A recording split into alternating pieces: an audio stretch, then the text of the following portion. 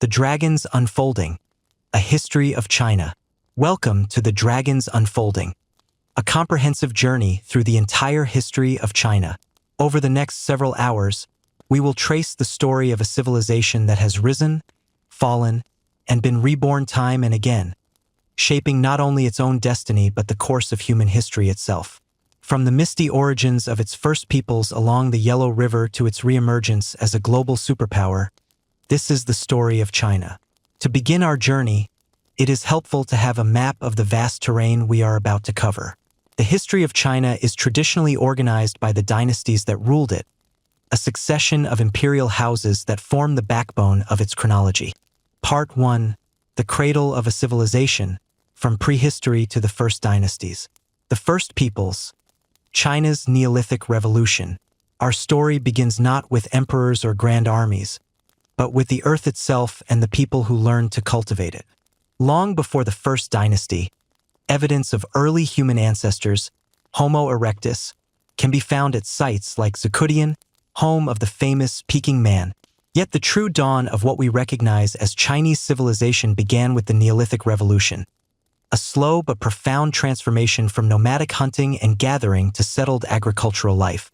This revolution was not a single event but unfolded in at least two distinct cradles, establishing a fundamental duality that would shape China for millennia.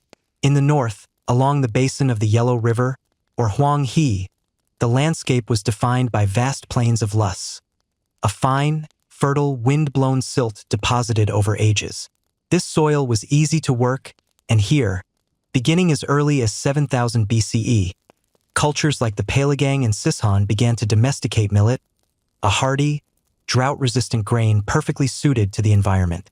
These early northern peoples lived in semi-subterranean houses for insulation, crafted reddish-brown pottery, and developed societies centered on farming and the worship of ancestors, a practice that would become a bedrock of Chinese culture. These early settlements gave way to more complex societies, such as the Yangshao culture, circa 5000 to 3000 BCE, renowned for its distinctive painted pottery adorned with geometric and animal motifs, and later, the Longshan culture, circa 3000 to 1700 BCE, which produced remarkably sophisticated, thin-walled, and lustrous black pottery, often referred to as eggshell pottery for its delicacy. Meanwhile, a different world was taking shape hundreds of miles to the south, in the warm, wet wetlands of the Yangtze River Delta. Here, the conditions were ideal not for millet but for rice. Cultures like the Himudu and Majayabang, circa 5500 to 3300 BCE, became some of the world's first rice cultivators, a far more labor-intensive process that required managing water in paddies. To adapt to the marshy terrain, they built their homes on stilts and produced a unique style of porous, charcoal-tempered black pottery. The Himudu culture also yielded some of the earliest evidence of lacquerware and woven silk. Following them, the Liangzhu culture, circa 3300 to 2300 BCE, demonstrated an astonishing level of social stratification and ritual complexity. Their tombs were filled with hundreds of exquisitely worked jade objects, most notably the square tsong tubes and circular by discs, artifacts whose precise meaning is still debated but which clearly signified immense power and spiritual authority. This long prehistoric period was a time of foundational innovation. The earliest known pottery in the world, dating back to around 18,000 BCE, was found in China's Xianren Cave. The domestication of the silkworm around 2700 BCE gave rise to silk, a material that would one day define China's connection to the world. And the first tentative steps in metallurgy, the working of bronze, began around 1800 BCE, setting the stage for a new age of power and warfare. The independent development of millet-based agriculture in the dry north and rice-based agriculture in the wet south established a deep-seated cultural and economic dualism that has been a defining feature of China throughout its history. This is not merely a matter of diet. It shaped two fundamentally different ways of life. The cultivation of millet is less labor-intensive than the complex irrigation required for wet rice paddies. This distinction influenced everything from social organization and settlement patterns to language, architecture, and political temperament. The persistent trope of the hardy, wheat and millet-eating northerner versus the communal, rice-eating southerner has its roots in these ancient Neolithic choices. Understanding this foundational divide is essential to comprehending the internal diversity, regional tensions, and political dynamics that would play out over the next 5,000 years. The mythic Xia, between legend and archaeology. Chinese historical tradition, first codified by the great Han Dynasty historian Sima Qian in his records of the Grand Historian, begins with a series of sage kings, followed by the First Dynasty, the Xia. This dynasty, said to have ruled from roughly 2070 to 1600 BCE, was founded by a cultural hero named Yu the Great, a legendary figure credited with taming the catastrophic floods of the Yellow River and organizing the land into a coherent state. For much of the 20th century, many scholars, both in China and abroad, viewed the Xia dynasty as a foundational myth, perhaps created by the later Zhou dynasty to invent a precedent for their own overthrow of the Shang and legitimize the concept of a dynastic cycle. However, in 1959, archaeology began to offer a different perspective. At a site called Erlitou in the Iluo River Valley of Hunan Province, archaeologists unearthed the remains of a large, complex Bronze Age city that flourished between 1900 and 1500 BCE, a time frame that aligns closely with the traditional dates of the Xia. The Erlitou site reveals a society far more advanced than the Neolithic cultures that preceded it. Excavations have uncovered large-scale rammed earth foundations for what appear to be palaces, elite burials containing intricate jade and turquoise objects, and, most importantly, workshops for advanced bronze metallurgy. The bronze casters of Erlitou produced ritual vessels, such as ding tripods and Ju wine vessels, as well as weapons, indicating a society with a powerful elite capable of controlling critical resources and technology. The discovery of turquoise dragon-shaped objects at Erlitou and earlier at the related Xinzhai site suggests the emergence of powerful symbols of royalty that would echo through later Chinese culture. The Erlitou culture represents a clear bridge between the late Neolithic Longshan culture and the fully historical Shang dynasty. It displays clear evidence of urbanization, social stratification, and a state-level political structure. While no definitive written records have been found at Erlitou that explicitly label it as Xia, the overwhelming circumstantial evidence, its location in the traditional Xia heartland, its chronological placement, and its cultural sophistication, has led most scholars in China, and many abroad, to identify it as a capital of the Xia dynasty. The Xia thus represents the crucial, hazy transition from prehistoric chiefdoms to a verified dynastic state, a period where legend and archaeology begin to converge. The ongoing debate over the Xia's existence reveals a core dynamic in the study of Chinese history: the relationship between received textual tradition and modern archaeological proof. For centuries, the narrative of a linear succession from Xia to Shang to Zhou, as laid out by Sima Qian, formed the bedrock of Chinese historiography. The archaeological search for the Xia is, in many ways, a search for physical validation of this foundational story. This quest is not merely academic. It is deeply connected to a modern national identity built on the idea of an ancient, continuous civilization. The line between myth and history at Erlitou is therefore a contested space, where scientific evidence is used to affirm, and sometimes challenge, a narrative central to China's conception of itself. The Shang dynasty, bronze, bones, and belief. With the Shang dynasty, which ruled from approximately 1600 to 1046 BCE, we move from the mists of semi-legendary history into the clear light of written records. The Shang were a powerful Bronze Age civilization that controlled a significant portion of the Yellow River Valley, ruling from a succession of capitals, the last and most famous of which was a great urban center at Anyang, discovered in the early 20th century. The key that unlocked the world of the Shang was the discovery of oracle bones. For centuries, local farmers near Anyang had been unearthing what they called dragon bones, fragments of turtle shells and ox scapulae inscribed with ancient characters, and selling them to apothecaries to be ground into medicine. In 1899, scholars recognized these inscriptions as the earliest known form of systematic Chinese writing. These were not mundane records. They were the tools of royal divination. The Shang king, who acted as the chief priest, would have diviners pose questions to his ancestors and the high god, Shangdi, on these bones. A hot poker was then applied, causing the bone to crack. The king or his diviners would interpret the pattern of the cracks to receive an answer. Crucially for historians, the scribes would often inscribe the date, the diviner's name, the question asked, and sometimes even the eventual outcome, directly onto the bone. These inscriptions provide an unparalleled window into the Shang world, detailing everything from military campaigns, harvest predictions, and royal births to the king's anxieties about matters as personal as a toothache. The names of the Shang kings found on the oracle bones matched the king lists recorded by Sima Qian over 1,000 years later, providing the first solid proof that the Shang dynasty was not just a legend.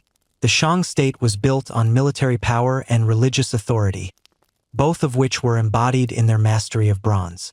Using complex piece mold casting techniques, Shang artisans produced some of the most spectacular bronze work of the ancient world. These were not primarily utilitarian objects. They were ritual vessels for offering food and wine to ancestors, elaborate weapons for the elite, and components for horse-drawn chariots, a military technology introduced from the northwest that gave the Shang a decisive advantage in warfare. The production of these bronze objects was a state-controlled industry, and their possession was a powerful symbol of status and power. This is vividly illustrated by the undisturbed tomb of Lady Fu Hao, a consort of King Wu Ding, discovered at Anyang in 1976. The tomb was packed with over 1,600 artifacts, including hundreds of magnificent bronze vessels and jade objects, testifying to her high status and the immense wealth of the Shang elite. The Shang religion centered on the worship of royal ancestors, who were believed to be able to intercede with the supreme deity, Shangdi. Rituals and sacrifices, sometimes including human victims, were essential to placating these spirits and ensuring the well-being of the state. The emergence of writing during the Shang dynasty was not for commerce or literature, but for a very specific political and religious purpose, to serve as the technology of royal divination. The king's authority was inextricably linked to his unique role as the sole intermediary between the human world and the divine realm of ancestors and gods. The oracle bones were the physical medium through which this communication took place, and the written script was the method for recording and legitimizing it. This established a powerful and enduring link between literacy, ritual, and state power. The written word was, from its very inception in China, an instrument of elite control and sacred authority, a characteristic that would deeply influence the nature of governance and the role of the scholar official for the next 3,000 years. Part 2. The Mandate of Heaven and the Age of Philosophers, the Zhou Dynasty. The Western Zhou, a new political doctrine. Around the year 1046 BCE, the political landscape of ancient China was dramatically reshaped.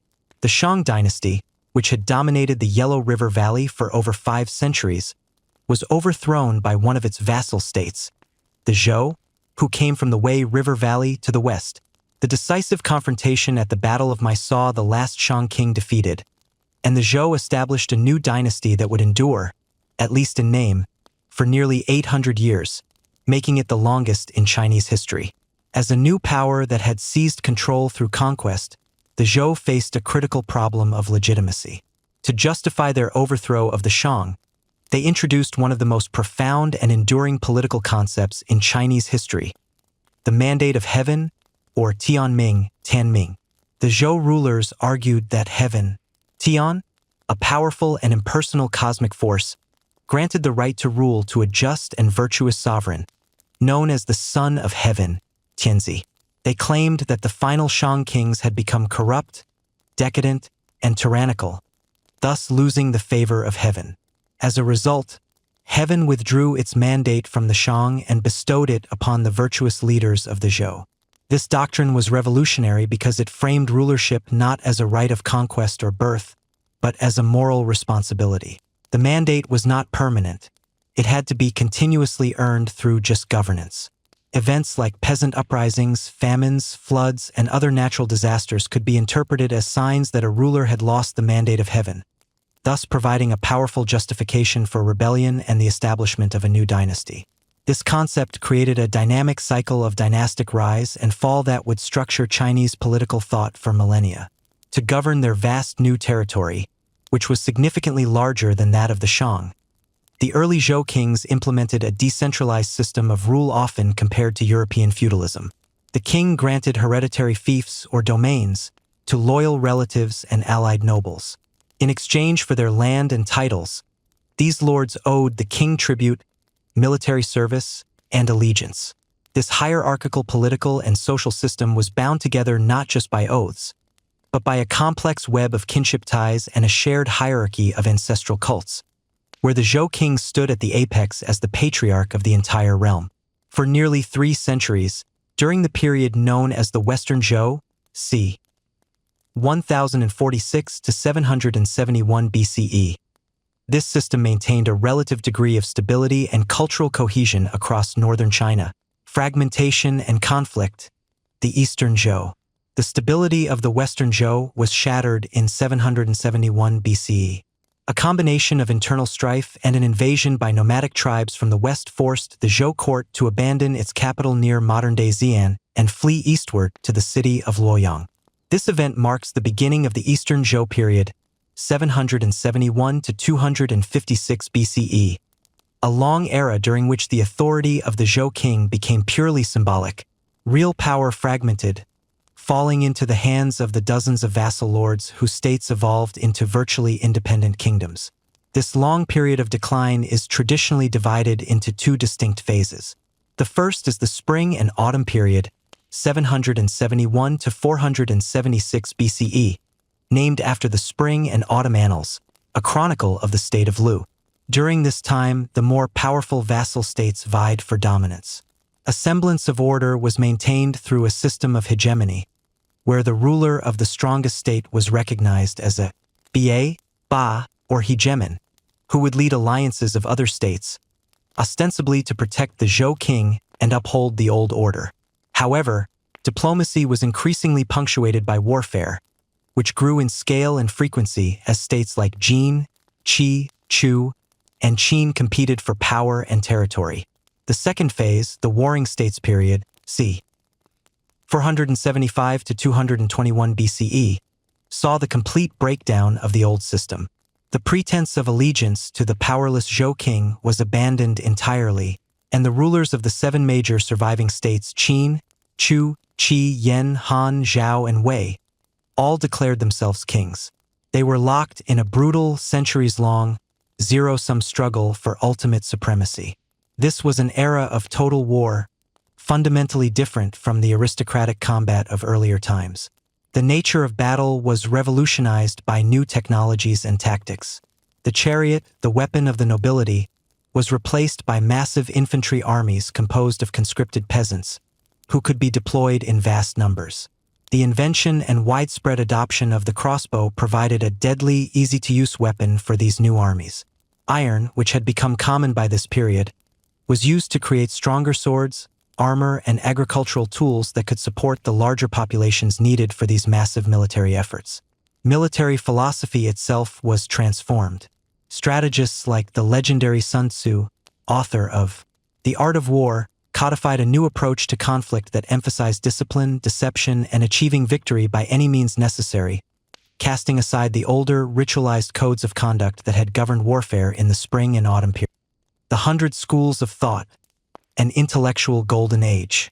The profound political disunity and social turmoil of the Eastern Zhou paradoxically gave rise to one of the most creative and influential intellectual flowerings in human history. This era, known as the contention of 100 schools of thought, was a golden age of Chinese philosophy. As old certainties crumbled, itinerant scholars and thinkers traveled from one state court to another, advising rulers and proposing a wide array of solutions to the pressing questions of how to achieve social order, govern effectively, and live a meaningful life. This intellectual ferment produced the foundational philosophies that would dominate Chinese thought for the next 2.5 millennia. The most influential of these schools was Confucianism, or Rujia, the school of the scholars.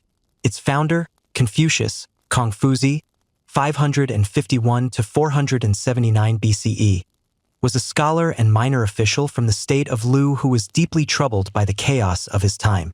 He looked back to the early Western Zhou as a lost golden age of harmony and proposed that order could be restored not through force, but through the moral cultivation of individuals, especially rulers. His philosophy centered on a set of core virtues: Ren, meaning benevolence, humaneness, or compassion; Yi, or righteousness and justice; and Li, which refers to propriety, ritual, and proper conduct. Confucius taught that society was structured by 5 key hierarchical relationships: ruler and subject, father and son, husband and wife, elder brother and younger brother, and friend, and that if every person fulfilled their role with sincerity and adherence to social harmony would naturally follow. At the heart of this system was xiao, or filial piety, the profound respect and duty a child owes to their parents and ancestors. This familial reverence was the model for all other social obligations, including the loyalty a subject owed their ruler. The ultimate goal for an individual was to become a junzi, a superior person or gentleman, not through birth but through continuous education, self-reflection, and moral practice. Offering a radically different vision was Taoism, or Daojia. This school of thought is primarily associated with the legendary sage Laozi, said to be the author of the enigmatic text, the Tao Te Ching, and the later philosopher Zhuangzi. Taoism argued that the source of chaos was precisely the kind of artificial human constructs, laws, rituals, and moral systems that Confucians championed. These, they believed, were a futile struggle against the Tao, the natural, spontaneous, and ineffable way of the universe. The Taoist ideal was not to master society but to live in harmony with this natural flow. This was achieved through the practice of Wu Wei, which is often translated as non-action, but is better understood as effortless action or spontaneous action. It meant ceasing to strive and struggle, and instead acting with the simplicity and spontaneity of nature itself. Taoists valued passivity over aggression, silence over words, and simplicity over ambition, often advocating a retreat from the corrupting influence of public life to find peace and alignment with the cosmos. The third major philosophy, and the one that would prove most immediately decisive, was legalism, or Feigjia. Developed by thinkers like Shang Yang and Han Fei, legalism was a starkly pragmatic and unsentimental philosophy of statecraft. The legalists dismissed Confucian ideas of morality and virtue as dangerously naive. They argued that human nature was fundamentally selfish, lazy, and driven by a desire for profit and fear of pain. Therefore, the only way to create a strong, orderly state was through a system of absolute control based on 3 pillars: Fa, which meant strict, publicly known, and universally applied laws; Shu, the secret administrative techniques and methods the ruler must use to control his ministers and prevent deception; and Shi, the manipulation of political power and authority. For the legalists, the interests of the state and the power of the ruler were paramount. The purpose of the law was not to dispense justice but to strengthen the state, primarily by promoting agriculture and warfare while suppressing all other activities, such as commerce or scholarship. Beyond these 3 giants, many other schools flourished. The Mahists, followers of Mozi, advocated impartial care or universal love, arguing that one should care for all people equally, not just one's own family, and they were experts in defensive warfare. The school of names, Mingjia, consisted of logicians and sophists who debated paradoxes of language and reality. The school of Yin Yang and the 5 elements, Wuxing, sought to explain the workings of the universe through the cosmic interplay of complementary forces, dark/light, female/male, and the 5 phases of wood, fire, earth, metal, and water. These 3 dominant philosophies, Confucianism, Taoism, and legalism, were not merely abstract theories.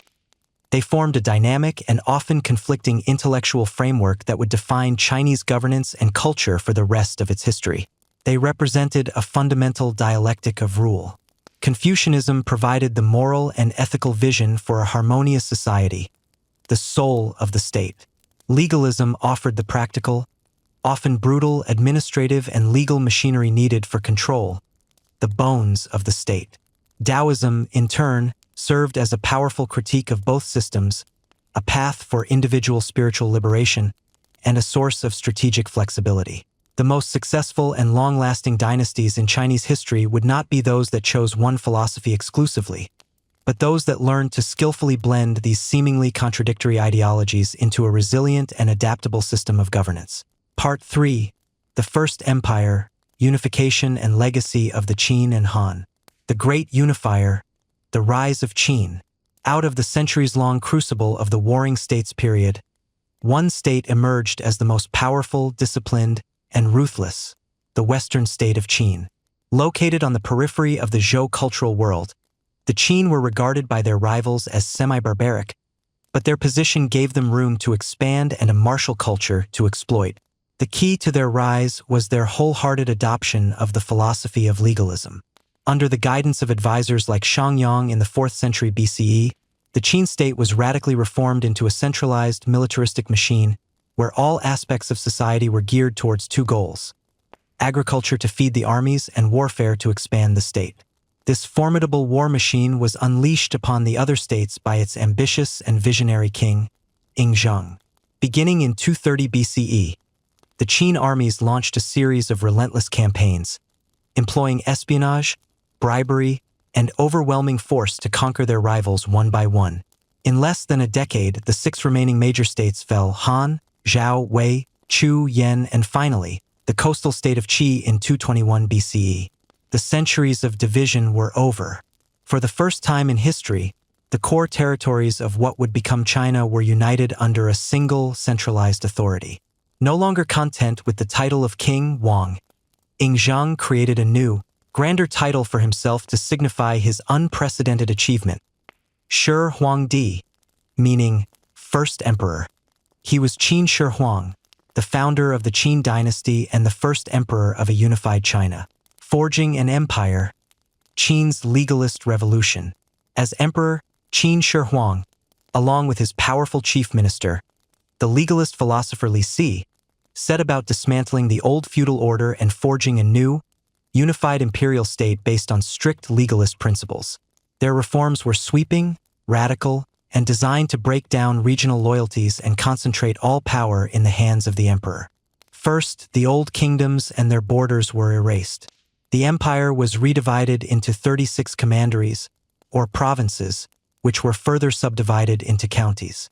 Unlike the feudal fiefs of the Zhou, these administrative units were governed by a hierarchy of officials: a civil administrator, a military commander, and an imperial inspector who were appointed by, paid by, and reported directly to the central government. This created a professional bureaucracy that replaced the hereditary aristocracy.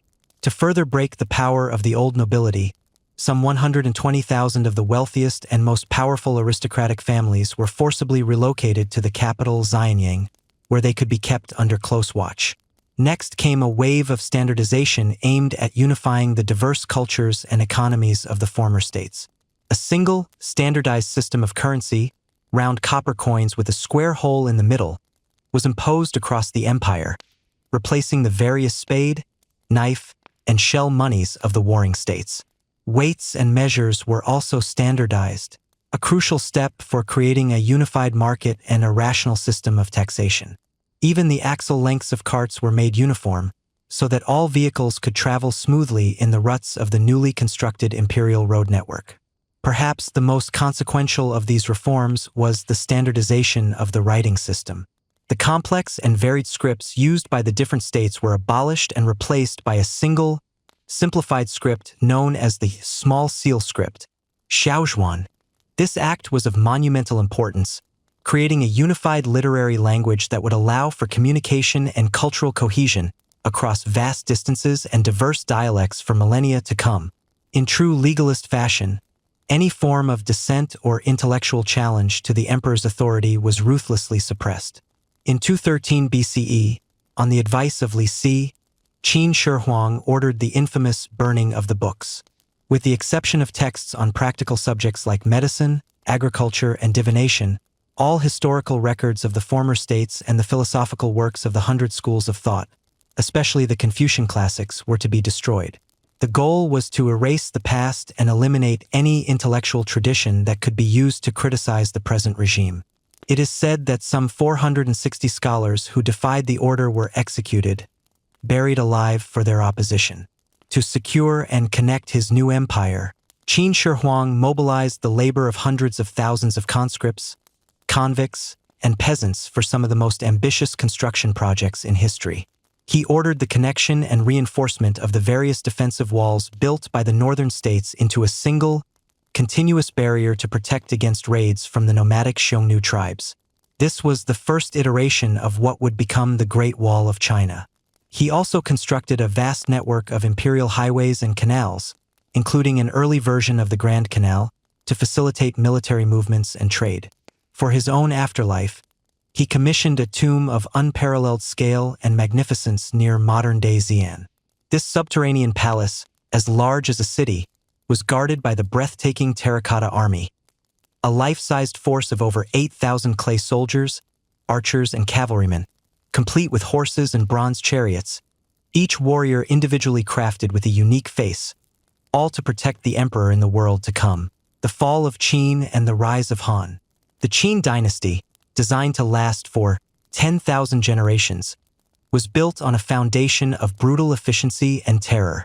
The immense human and economic cost of its wars, construction projects, and heavy taxes bred deep and widespread resentment among the population. The dynasty's central pillar was the forceful personality of its founder. When Qin Shi Huang died in 210 BCE while on a tour of his empire, that pillar crumbled. His son and successor was weak, and the court was consumed by intrigue between the minister Li Si and the powerful eunuch Zhao Gao, leading to the execution of both and the murder of the second emperor. Without the first emperor's iron grip, the simmering anger of the populace exploded into open rebellion across the empire. The dynasty that had unified China was consumed by the very chaos it sought to extinguish, collapsing in 206 BCE, a mere 15 years after its founding. From the ashes of the Qin, a new and brutal civil war erupted, known as the Chu-Han Contention, 206 to 202 BCE. The conflict was dominated by two main rebel leaders, the aristocratic and militarily brilliant but arrogant Xiongnu of the former state of Chu, and a charismatic, pragmatic leader of peasant origin named Liu Bang. After 4 years of intense fighting, Liu Bang, through a combination of strategic skill and the ability to attract talented advisors, defeated Xiongnu. In 202 BCE, Liu Bang declared himself Emperor Gaozu, establishing the Han dynasty, a dynasty that would last for over 400 years and cement the imperial model for all of Chinese history. The Han dynasty, consolidating the imperial model. The Han dynasty, 206 BCE to 20 CE, is rightly considered one of the great golden ages of Chinese civilization. Its achievements were so foundational that the majority ethnic group in China today proudly identifies as the Han people, Hanren, and the Chinese script is known as Han characters, Hanzi. The political genius of the Han rulers, particularly its founder Liu Bang, was to preserve the effective administrative and institutional framework of the Qin while decisively rejecting its harsh, purely legalist ideology. Emperor Gaozu understood that an empire could not be ruled from the saddle forever. While he retained the Qin's centralized system of commanderies and counties, he softened its most brutal laws and reduced taxes. He created a brilliant synthesis of governance that combined a legalist administrative structure with a Confucian moral and political philosophy. While legalism provided the practical tools of statecraft, Confucianism, with its emphasis on virtue, social harmony, hierarchy, and filial piety, provided the ideological glue to hold the empire together. It gave the government a moral legitimacy that the Qin had lacked and created a shared set of values for the ruling class and the populace. This model was perfected under the long and powerful reign of the 7th emperor, Han Wudi, or Emperor Wu, r. 141 to 87 BCE. Emperor Wu greatly strengthened and centralized the state, but his most lasting reform was the formal establishment of Confucianism as the state orthodoxy. He established an imperial academy dedicated to the study of the 5 Confucian classics and made proficiency in these texts the basis for appointment to government office. This was the beginning of the civil service examination system, a revolutionary concept that, in theory, recruited officials based on merit and education rather than aristocratic birth. This system, though it would take centuries to fully develop, became one of the most distinctive and enduring features of Chinese imperial governance. Emperor Wu's reign was also a period of dramatic territorial expansion. He launched major military campaigns that broke the power of the nomadic Xiongnu Confederation to the north, a persistent threat to China's frontier, and extended Han control into the Korean Peninsula, northern Vietnam, and deep into Central Asia. To counter the Xiongnu, Emperor Wu dispatched an envoy named Zhang Qian to the western regions in 139 BCE to seek an alliance with the Yuezhi people. While the mission failed to secure an alliance, Zhang Qian's travels and reports officially opened the network of trade routes that would become famously known as the Silk Road. For centuries, this network would serve as the primary conduit for goods, ideas, and cultures between China, Central Asia, India, and the Roman world. Chinese silk, lacquerware, and bronze were traded for horses, gold, and exotic products like grapes and alfalfa, while philosophies and religions, most notably Buddhism, began their slow journey eastward. The Han Dynasty was also an era of extraordinary technological and scientific innovation. Perhaps the most transformative invention was the perfection of the papermaking process around 105 CE by a court official named Kai Luan. Using materials like mulberry bark, hemp, and old rags, he created a writing medium that was far cheaper and more practical than the bamboo strips and expensive silk used previously. Paper would revolutionize literacy, education, and administration, not just in China but across the world. Other key Han innovations included the perfection of cast iron and the invention of steel, the development of the multi-tube seed drill and iron plow to improve agricultural efficiency, the invention of the wheelbarrow for transport, the stern-mounted rudder that allowed for better navigation on ships, and the creation of the world's first seismograph, an intricate device capable of detecting the direction of distant earthquakes. The Western Han Dynasty, with its capital at Chang'an, was briefly interrupted in 9 CE when a regent named Wang Mang usurped the throne and established his own Xian dynasty. Wang Mang's radical land reforms and the disastrous effects of a major shift in the course of the Yellow River led to widespread rebellion, and he was overthrown in 23 CE.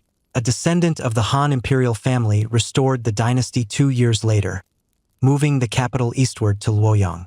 This began the Eastern Han period, 25 to 220 CE. The Eastern Han saw the continuation of Han prosperity but was increasingly beset by the classic problems of dynastic decay. Power struggles between court eunuchs, consort families, and scholar officials. The rise of powerful landowning clans that evaded taxes and challenged central authority. And growing peasant unrest, which culminated in the massive Yellow Turban Rebellion in 184 CE. The effort to suppress this rebellion empowered regional generals, who became uncontrollable warlords. In 220 CE, the last Han emperor was forced to abdicate, and the Great Han Empire dissolved into civil war. The Qin and Han dynasties, together, forged the political, cultural, and ideological template for all of subsequent imperial Chinese history. The Qin, with its brutal efficiency, provided the essential framework: a unified territory, a centralized bureaucratic state, and a standardized written language. However, its reliance on pure force made it brittle and short-lived. The Han, in a stroke of political genius, took this framework and gave it longevity by overlaying it with a unifying and legitimizing ideology, Confucianism, and creating the meritocratic institutions like the civil service to sustain it. This durable model of a legalist frame with a Confucian facade was so successful that it would be the blueprint for governance in China for the next 2,000 years. Every subsequent dynasty, whether of Chinese or foreign origin, would rule by adapting, modifying, and ultimately reinforcing this foundational Qin-Han imperial system. Part 4. Division and the Dawn of a New Faith, the Three Kingdoms to the Sui. The Age of Heroes, the Three Kingdoms period, 220 to 280 CE. The collapse of the Han dynasty in 220 CE did not give way to a swift reunification. Instead, China plunged into one of the most famous and romanticized periods of its history, the Three Kingdoms. For 60 years, the former Han Empire was a battleground contested by 3 rival states, each led by a charismatic and formidable warlord who aimed to reunite all under heaven under his own rule. This era of epic conflict, brilliant strategy, and larger-than-life personalities has been immortalized in Chinese culture, most notably through the 14th century historical novel, Romance of the Three Kingdoms. The 3 rival powers were distinct in their claims and character. In the north, controlling the traditional Chinese heartland and the old Han capital, was the Kingdom of Wei. It was founded by Cao Pai, the son of the brilliant and ruthless warlord Cao Cao, who had held the last Han emperor as a political puppet for years before his son, finally forced the emperor's abdication. The Wei was the largest and most powerful of the three states. In the southwest, in the fertile and defensible region of Shu, modern Sichuan province, the warlord Liu Bei established the kingdom of Shu Han. Liu Bei, a distant relative of the Han imperial family, claimed to be the legitimate successor to the fallen dynasty, fighting to restore Han rule.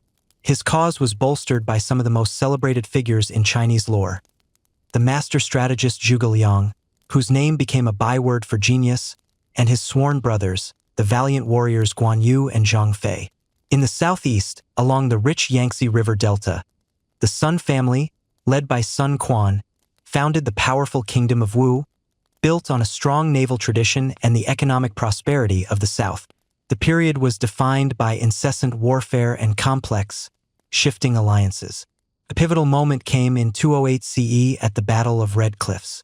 The northern forces of Cao Cao, sailing down the Yangtze to conquer the south, were met by the allied fleets of Liu Bei and Sun Quan. Through clever strategy, including a devastating fire attack, the southern allies annihilated Cao Cao's much larger force, a decisive victory that shattered Cao Cao's dream of quick reunification and firmly established the three-way balance of power that would define the era. The period of disunity, fragmentation and fusion, 280 to 589 CE. The Three Kingdoms period was merely the prelude to a much longer era of fragmentation that would last for nearly 4 centuries. In 266 CE, the Sima family, powerful generals within the Wei court, usurped the throne and established the Jin dynasty. By 280 CE, they had conquered the kingdom of Wu, briefly reunifying China. However, this unity was fragile and short-lived. The Western Jin dynasty was crippled by a devastating internal power struggle among the imperial princes, known as the War of the Eight Princes, which left the state weak and exposed. This internal weakness created a vacuum that was exploited by the various non-Han nomadic and semi-nomadic peoples who had long lived along China's northern frontiers. Collectively known to the Chinese as the Five Barbarians, Wu Hu, these groups, including the Xiongnu, Xianbei, Jie, Di, and Chong, had been used as mercenaries by the warring Jin princes. In 316 CE, they turned on their masters, overrunning northern China, sacking the capital at Luoyang, and forcing the Jin court to flee south across the Yangtze River. This event marked the beginning of the long and complex period known as the Northern and Southern dynasties. For the next 2.5 centuries, China was politically divided along a north-south axis. The north became a chaotic kaleidoscope of short-lived states, known as the 16 Kingdoms, ruled by a succession of different tribal leaders. Eventually, a people known as the Tuoba, a clan of the Xianbei tribe, consolidated control, unifying the north and establishing the Northern Wei dynasty, 386 to 534 CE. The Northern Wei rulers, though of non-Han origin, proved to be effective administrators. To govern their vast, predominantly Han Chinese population, they embarked on a systematic program of Sinicization. Emperor Xiaowen, for example, moved the capital to the ancient Chinese center of Luoyang, mandated the use of Chinese language and clothing at court, and encouraged his people to adopt Chinese surnames and intermarry with Han elite families. This policy aimed to bridge the cultural gap between the conquerors and the conquered, but it also created tensions within the Xianbei elite, eventually leading to the dynasty's collapse and a further split of the north into the eastern and western Wei, followed by the northern Qi and northern Zhou. In the south, the displaced Chinese aristocracy established a new capital at Jiankang, modern Nanjing, and continued a succession of 4 Han-ruled dynasties: the Eastern Jin, Lu Song, Southern Qi, Liang, and Chun. The south became a refuge for Han culture, receiving a massive influx of elite families, scholars, and peasants fleeing the chaos of the north. This mass migration had a profound demographic and economic impact, accelerating the development of the fertile Yangtze River Valley and shifting China's economic and cultural center of gravity southward. The southern courts were centers of high culture, known for their refined poetry, calligraphy, and philosophical debates, though they were often politically unstable and militarily weak. The arrival and spread of Buddhism. Into this long, dark, and turbulent era of division and warfare, A new faith from India offered a powerful message of hope and salvation: Buddhism. It had first trickled into China during the later Han Dynasty via the Silk Road, brought by merchants and monks from Central Asia. Initially, it was a foreign curiosity, often seen as a variant of Taoism. However, the collapse of the unified Han Empire and its state-sponsored Confucian ideology created a profound spiritual and intellectual vacuum. The chaos and suffering of the age led many to question the Confucian focus on social harmony and worldly order, which had so clearly failed. Buddhism provided a compelling alternative.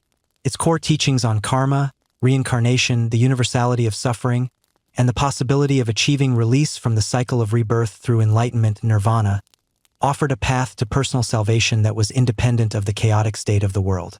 Its universalist message, which embraced all people regardless of their ethnicity or social standing, resonated deeply in a fractured China, appealing to both the Han Chinese in the south and the non-Han rulers in the north. The faith flourished under elite patronage on both sides of the Yangtze.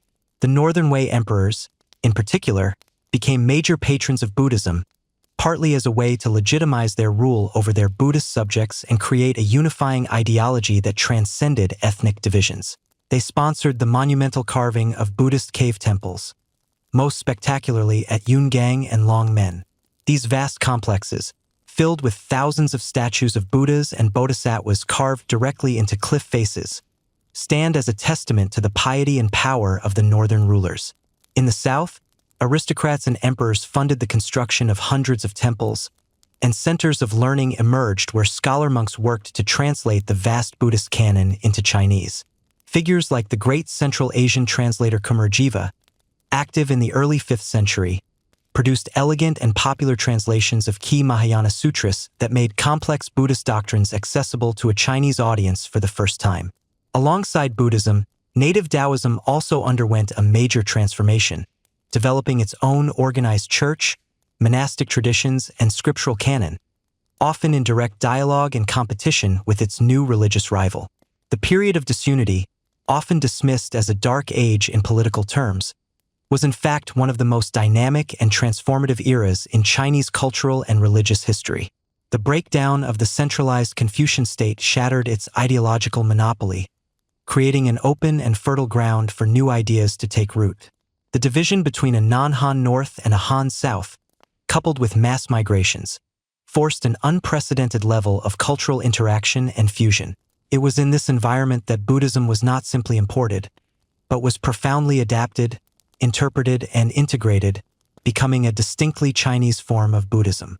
This process permanently reshaped Chinese philosophy, art, literature, and society, laying the cultural and spiritual foundations for the cosmopolitan Golden Age that was to follow under the Tang. Part 5: The Golden Age, Reunification under the Sui and Tang. Reunification and ambition. The Sui dynasty, 581 to 618 CE. After nearly 4 centuries of fragmentation, China was once again brought under unified rule by the Sui dynasty, a short-lived but pivotal imperial house. The dynasty's founder was Yang Jian, a high-ranking general of mixed Han and Xianbei heritage from the northern Zhou court. A shrewd and ruthless political operator, he seized the throne in 581, proclaiming himself Emperor Wendi. Over the next 8 years, he consolidated his control over the north and then launched a massive campaign against the last of the southern dynasties, the Chun. In 589, his forces captured the southern capital of Jiankong, Nanjing, and the long period of division came to an end. Emperor Wendi proved to be a pragmatic and hard-working administrator, focused on rebuilding the institutions of a unified state. He re-centralized political authority, which had been fragmented among powerful local clans, and created a new, simplified legal code that was more lenient than those of the preceding northern dynasties. He reformed the administration, abolishing the old 9-rank system that favored aristocrats and re-establishing a civil service system based on examinations and merit, a crucial step in creating a professional bureaucracy. To legitimize his rule over the long-divided North and South, he skillfully blended the traditions of all 3 major belief systems, patronizing Confucianism for state rituals, while also fostering Buddhism and Taoism to win popular support. Wendi's son and successor, Emperor Yangdi, was even more ambitious, and his reign was defined by monumental construction projects. His most significant and enduring achievement was the creation of the Grand Canal. This was a colossal engineering project that involved connecting and expanding existing waterways to create a massive artificial river system stretching for over 1,000 miles. It linked the political and military center of the north with the agriculturally rich and populous Yangtze River Delta in the south. For centuries to come, the Grand Canal would serve as the economic lifeblood of the empire, allowing for the efficient transport of grain, troops, and goods, and binding the two disparate halves of China together. However, like the Qin dynasty before it, the Sui's immense ambition became its downfall. The human and financial cost of its grand projects was staggering. The construction of the Grand Canal, along with the building of a lavish new eastern capital at Luoyang, relied on the forced labor of millions of peasants. This burden was compounded by a series of disastrous and costly military campaigns against the Korean kingdom of Goguryeo, which ended in humiliating defeats for the Sui armies. Stretched to its breaking point, the empire erupted in widespread rebellions. In 618, with the dynasty collapsing around him, Emperor Yangdi was assassinated by his own attendants, bringing the Sui's 37-year reign to an abrupt and violent end. The Tang Golden Age, 618 to 907 CE. Emerging from the chaos of the Sui's collapse was Li Yuan, a former Sui general who, with the help of his brilliant son Li Shimin, seized the capital and established the Tang dynasty. The Tang would rule for nearly 3 centuries and preside over what is widely considered the golden age of Chinese civilization. The Tang emperors inherited a reunified China with a solid institutional and infrastructural framework, thanks to the foundational work of the Sui. The true architect of the Tang's success was Li Shimin, who in 626 forced his father to abdicate and took the throne as Emperor Taizong after ambushing and killing his rival brothers in the Xuanwu Gate incident. Despite his ruthless path to power, Taizong is revered as one of the greatest and most effective emperors in Chinese history. His reign, known as the Reign of Jingguan, 626 to 649, is held up by later generations as a model of enlightened governance, military prowess, and economic prosperity. Taizong was a master of statecraft, recruiting a cadre of exceptionally capable ministers regardless of their background, and he was famously receptive to their frank criticism and advice. He expanded the examination system, established state schools, and promoted Confucian learning, while also showing tolerance for other faiths. Militarily, he defeated the powerful Eastern Turkic Khaganate, extending Tang influence deep into Central Asia and earning him the title of Heavenly Khan from the steppe peoples. Under Tang rule, China became a confident, open, and cosmopolitan empire. The capital, Chang'an, was a meticulously planned metropolis and the largest city in the world, with a population exceeding 1 million. It was a vibrant hub of international exchange, its markets filled with merchants and goods from Persia, India, and Central Asia. Foreign fashions, music, and sports like polo became popular among the Tang elite. Foreign religions, including Nestorian Christianity, Zoroastrianism, and Islam, were practiced freely by expatriate communities, a testament to the era's remarkable tolerance and curiosity about the outside world. This cosmopolitan environment fueled an unprecedented cultural flourishing. The Tang is most celebrated for its poetry. It was the age of masters like the romantic and free-spirited Li Bai and the profound social realist Du Fu, who perfected verse forms that remain the pinnacle of Chinese literature. Nearly 50,000 poems from over 2,000 Tang poets have been preserved. The visual arts also thrived. Landscape painting became a major genre, and Tang ceramicists created the iconic Sankai, 3-color, glazed pottery, often in the form of camels, horses, and foreign merchants, vividly capturing the spirit of the Silk Road. One of the most significant technological developments of the era was the maturation of woodblock printing. While early forms existed before, it was in the Tang that it was used to mass-produce texts, primarily Buddhist scriptures. The Diamond Sutra, a printed scroll from 868 CE, is the world's oldest surviving dated, printed book and a testament to the era's innovation. Pinnacle and decline, the An Lushan Rebellion. The Tang dynasty reached its cultural zenith during the long reign of Emperor Xuanzong, r. 712 to 756, a great patron of the arts who established academies for poets and musicians. However, the very success and stability of the early Tang contained the seeds of its decline. In his later years, Xuanzong grew weary of governing and became infatuated with his beautiful consort, Yang Guifei. He withdrew from state affairs, allowing power to fall into the hands of corrupt officials like her cousin, Yang Guozhong. This courtly decay created an opportunity for An Lushan, a powerful general of Sogdian and Turkic descent, who commanded a massive army on the northeastern frontier. Feeling his position threatened by court rivals, An Lushan launched a massive rebellion in 755, declaring himself the emperor of a new dynasty. His battle-hardened troops swept down from the north, quickly capturing the secondary capital, Luoyang, and then, in a stunning blow, the main capital of Chang'an itself. The emperor was forced to flee in humiliation to Sichuan. On the flight, his mutinous guards, blaming the Yang family for the disaster, forced him to order the execution of his beloved Yang Guifei. The An Lushan rebellion lasted for 8 years and, although it was eventually suppressed, it was a cataclysm that shattered the Tang dynasty.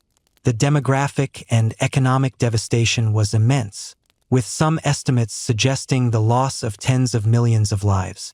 More importantly, it irrevocably broke the power of the central government. To defeat the rebels, the court had been forced to grant enormous power to regional military governors, who became de facto independent warlords, controlling their own armies and tax revenues. The unified empire of the early Tang was gone, replaced by a fragmented state where the emperor's authority barely extended beyond the capital.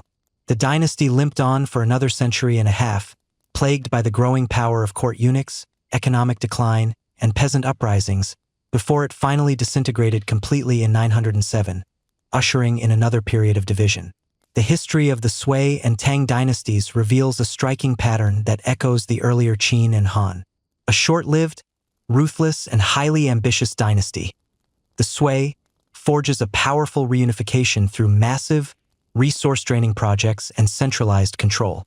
It collapses quickly under its own weight, but its crucial institutional and infrastructural foundations, such as the reunified bureaucracy and the Grand Canal, are inherited by a subsequent, long-lasting, and culturally brilliant dynasty, the Tang, that builds upon them to create a golden age. This recurring foundation apex pattern suggests a fundamental rhythm in Chinese history. It demonstrates that periods of brutal, unpopular, and unsustainable consolidation were often the necessary, if painful, precondition for the magnificent and stable golden ages that followed. The pioneers laid the groundwork through immense sacrifice, allowing their successors to build the lasting edifice. Part 6. An Economic Revolution, the Song Dynasty and its Rivals. The Song Commercial Revolution, 960 to 1279 CE. Following the collapse of the Tang dynasty in 907, China once again fell into a period of political fragmentation known as the Five Dynasties and Ten Kingdoms. This half-century of turmoil ended in 960 when a military general named Zhao Kuangyin, later Emperor Taizu, reunified the country and established the Song dynasty. The Song would rule for over 300 years, and while it was never the military equal of the Han or the Tang, it presided over a period of such profound economic, technological, and social change that many historians refer to it as China's commercial revolution, or its first early modern era. The Song economy was, by a significant margin, the most advanced and productive in the world at the time. This economic explosion was driven by a convergence of factors. In agriculture, the introduction of new, fast-ripening strains of rice from Kampa in Southeast Asia was a game-changer. These new varieties allowed farmers in the fertile south to harvest 2, and sometimes even 3, crops a year from the same field, a practice known as double cropping. This, combined with improved irrigation techniques, led to a massive surplus in food production, which in turn fueled a population boom. The population of China surpassed 100 million people during the Song, making it by far the most populous country on Earth. This agricultural surplus supported unprecedented urbanization. The Song capitals, first at Bianjing, modern Kaifeng, in the north and later at Linnan, modern Hangzhou, in the south, were sprawling metropolises with populations exceeding 1 million. Unlike the rigidly planned, enclosed wards of the Tang capital, Song cities were vibrant, open commercial centers. Bustling markets, specialized shops selling everything from noodles to fine silk, restaurants, tea houses, and entertainment districts lined the streets, catering to a new, wealthy urban class of merchants, artisans, and scholar officials. To facilitate this explosion in trade, the Song government took a revolutionary step. In the 11th century, it began to issue the world's first government-backed paper money, a far more convenient medium of exchange for large-scale commerce than heavy strings of copper coins. This commercial dynamism was built on a foundation of remarkable technological innovation. The Song period saw the perfection and widespread application of what are often called China's for great inventions. While woodblock printing had been developed in the Tang, it was a Song-era commoner named Bai Shang who, in the 11th century, invented the world's first movable type printing system, using individual characters carved from baked clay, hundreds of years before Gutenberg's press in Europe. This innovation dramatically lowered the cost of books, leading to a surge in literacy and the widespread dissemination of knowledge, from Confucian classics to medical texts. The magnetic compass, which had its origins in earlier divination devices, was adapted and perfected by the Song for maritime navigation, allowing Chinese sailors to venture into the open ocean with greater confidence than ever before. Gunpowder, a Taoist alchemical discovery from the late Tang, was weaponized on a large scale by the Song military. They developed an arsenal of new weapons, including incendiary rockets, explosive grenades, and early forms of cannons, in their constant struggle against northern invaders. Finally, papermaking, a Han invention, was refined to a high art, and paper became a ubiquitous and affordable commodity, essential for both the new printing industry and the paper currency. The intellectual renaissance, Neo-Confucianism. The intellectual world of the Song dynasty was as dynamic as its economy. The period saw the rise of Neo-Confucianism, a major revitalization and reinterpretation of Confucian thought that would become the dominant intellectual framework for East Asia until the 20th century. Faced with the profound philosophical challenges posed by Buddhism and Taoism, which had dominated intellectual life during the preceding centuries of disunity, Song scholars sought to create a more comprehensive and metaphysical Confucian system. The most important figure in this movement was the great 12th century philosopher Zhu Xi. Zhu Xi synthesized the ideas of earlier Song thinkers into a coherent and powerful philosophical system. At its core, Neo-Confucianism is a metaphysics based on the dualism of Li and Qi. Li is the underlying principle or pattern of the universe, the immaterial, universal law that makes things what they are. Qi is the vital force or substance that constitutes all material things, including human beings. According to Zhu Xi, every person possesses a pure and perfect Li, which is identified with human nature, but it is often obscured by their impure or turbid Qi. The goal of moral self-cultivation, therefore, is to purify one's Qi in order to allow one's inherent good nature to shine through. This was to be achieved through rigorous education and the investigation of things, Gawu, a process of studying the world to apprehend the Li within all things. Zhu Xi's synthesis provided Confucianism with a sophisticated metaphysical foundation that it had previously lacked. His commentaries on the 4 books, the Analects, the Mencius, the Great Learning, and the Doctrine of the Mean, became the new canon of Confucian orthodoxy and formed the core curriculum for the civil service examinations from the 14th century until their abolition in 1905. A precarious power, Northern and Southern Song. For all its immense economic wealth and cultural brilliance, the Song dynasty was defined by a persistent military weakness. The dynasty's founder, Emperor Taizu, had come to power through a military coup, and he was determined to prevent his own generals from doing the same. He deliberately centralized military authority and elevated the status of the civil bureaucracy over the military establishment.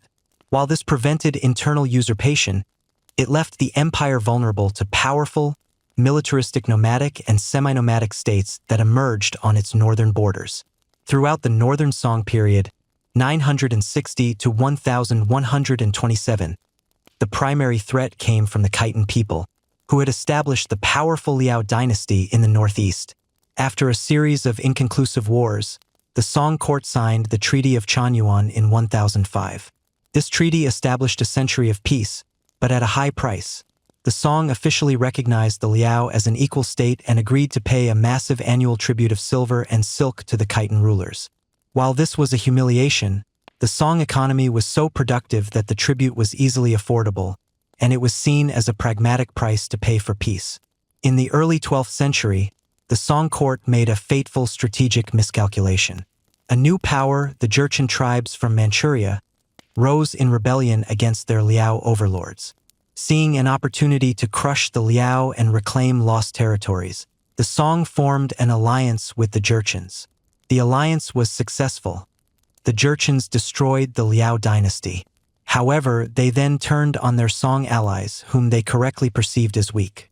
In 1127, Jurchen armies swept south, captured the Song capital of Kaifeng, and, in an event of profound national trauma known as the Jingkong Incident, abducted the Song emperor, his father, and most of the imperial court.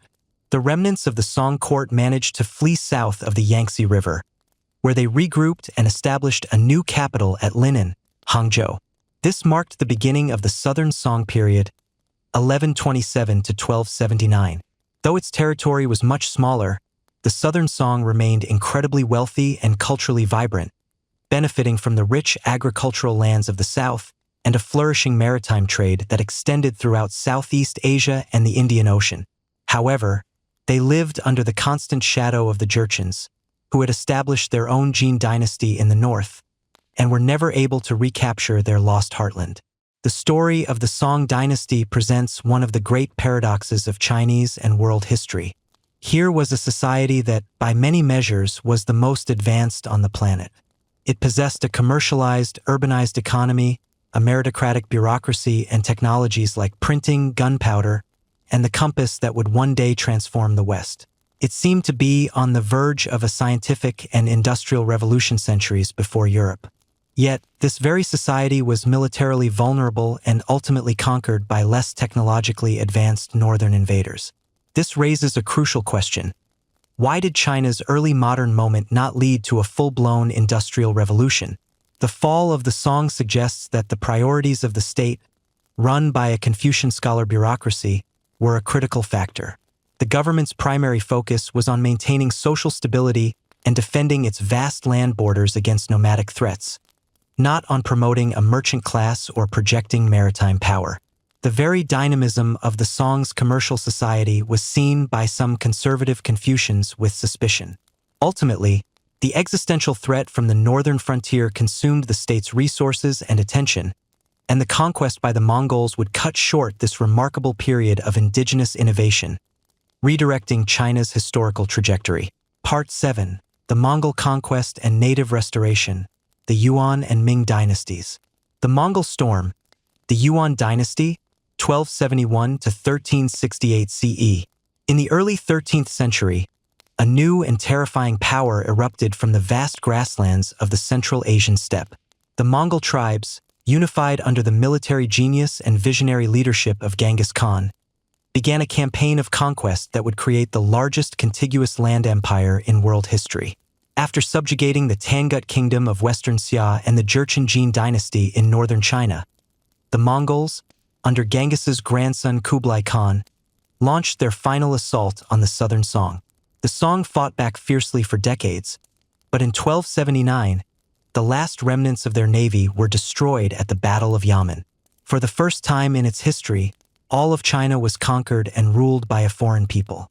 Kublai Khan, a complex ruler who was both a Mongol warrior and an admirer of Chinese culture, established his capital at Dadu, Great Capital, on the site of modern-day Beijing. In 1271, he formally proclaimed the founding of a new dynasty, giving it the Chinese name Yuan, meaning origin or primal, a break from the tradition of naming dynasties after ancient feudal states. To govern his immense new realm, Kublai adopted many of the institutions of the Chinese bureaucracy, but he ensured that real power remained firmly in Mongol hands. Yuan society was reorganized into a rigid, four-tiered ethnic hierarchy designed to preserve Mongol supremacy. At the very top were the Mongols themselves. The second class consisted of non-Han peoples from Central and Western Asia, known as Simuran, various kinds of people, who were employed as trusted administrators and officials. Below them were the Han-Ren, the northern Chinese, including Khitans and Jurchens, who had been under foreign rule for centuries. At the bottom of the social ladder were the Nan-Ren, the southern Chinese, who, as the last to be conquered, were the most numerous and least trusted subjects. This discriminatory policy was reinforced by the suspension of the civil service examinations for most of the dynasty, effectively barring Han Chinese scholars from the highest echelons of government and creating deep resentment. While Mongol rule was oppressive for many Han Chinese, it also ushered in an era of unprecedented transcontinental exchange. The Pax Mongolica, or Mongol Peace, secured the overland trade routes across Asia, making the Silk Road safer and more accessible than ever before. Foreign merchants, missionaries, and craftsmen flocked to China. The most famous of these visitors was the Venetian merchant Marco Polo, who journeyed to China with his father and uncle, allegedly serving in Kublai Khan's court for 17 years. His detailed account of his travels, the travels of Marco Polo, provided Europeans with their first vivid, if sometimes exaggerated, glimpse into the wealth and wonders of China, which he called Cathay. This period saw a flourishing of foreign religions, including Nestorian Christianity and Islam, in the major cities. The arts also saw new developments, particularly in the realm of popular entertainment. Vernacular drama, or yuanxiu, with its combination of dialogue, music, and acrobatics, became a major literary form, attracting talented writers who were excluded from government service. The Ming Restoration, 1368 to 1644 CE, Mongol rule in China, for all its power, lasted less than a century. After the death of Kublai Khan in 1294, the Yuan dynasty was plagued by a series of weak and fractious rulers. Internal power struggles, combined with growing Chinese resentment against foreign domination, discriminatory policies, and heavy taxation, began to erode the foundations of their rule. In the mid-14th century, this instability was compounded by a series of natural disasters, including floods, droughts, and the devastating bubonic plague, which the Chinese interpreted as clear signs that the Mongols had lost the mandate of heaven.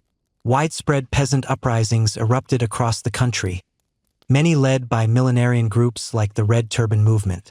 From this cauldron of rebellion, a remarkable leader emerged, Zhu Yuanzhang, a man of humble peasant origins who had been orphaned and spent time as a Buddhist monk before joining the rebels.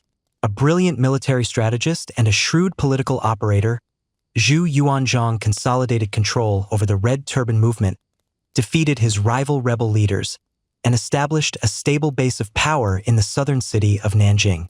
In 1368, his army marched on the capital Dadu, forcing the last Yuan emperor to flee back to the Mongolian steppe.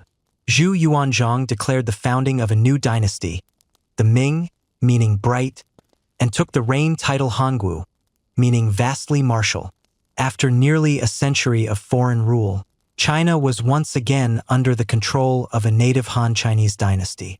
The Hongwu emperor was a complex and often brutal ruler, deeply shaped by his peasant origins and his distrust of the educated scholar official class. He was determined to create a stable, agrarian society and to concentrate all power in his own hands. He abolished the powerful position of chancellor or prime minister, ensuring that the heads of all government ministries reported directly to him.